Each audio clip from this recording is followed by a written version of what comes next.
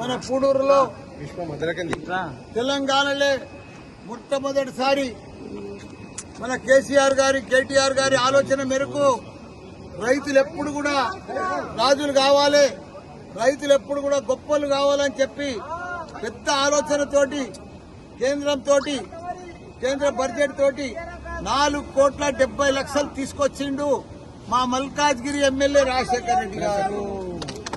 గట్టిగా చెప్పట్టుకుంటారు.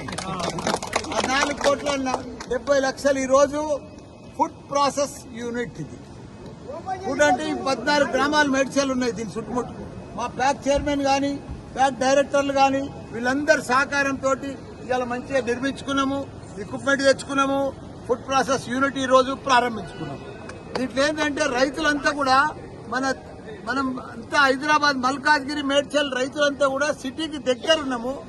మంచి పంటలు పండించుకోవాలి. టమాటా గాని, ఆలు గాని, బెండి గాని, కూరగాయలు మంచి కూరగాయలు పాలి హౌజులు వేసుకొని పండించుకుంటే పెద్ద పెద్ద పంటలు పండుతాయి.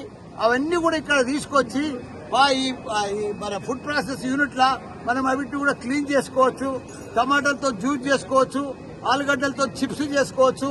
రకరకాలుగా రైతులకు ఫ్రీగా అన్ని కూడా ఇక్కడ ప్రాసెస్ యూనిట్ ఉంది కాబట్టి మనం అందరం కూడా చేసుకొని వీటిని కూడా అమ్ముకుంటే మనమే పండించుకోవచ్చు, మనమే ప్రాసెస్ చేసుకోవచ్చు, మనమే మార్కెటింగ్ చేసుకోవచ్చు.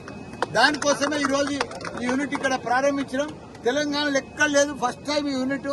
అప్పుడు మన కేసీఆర్ గారు సీఎం ఉన్నప్పుడు ఇదంతా కూడా ఆయన ఆశీర్వాదంతో ఇదంతా కూడా మా రాజశేఖర్ రెడ్డి గారు, నేను ఇవన్నీ కూడా ఇక్కడ మంచిగా ల్యాండ్ ఇచ్చి పూడూరులా ఇవన్నీ చేసినందుకు ప్రజలకందరికి కూడా రైతులకందరికి కూడా మంచి ఉపయోగం అవుతుంది.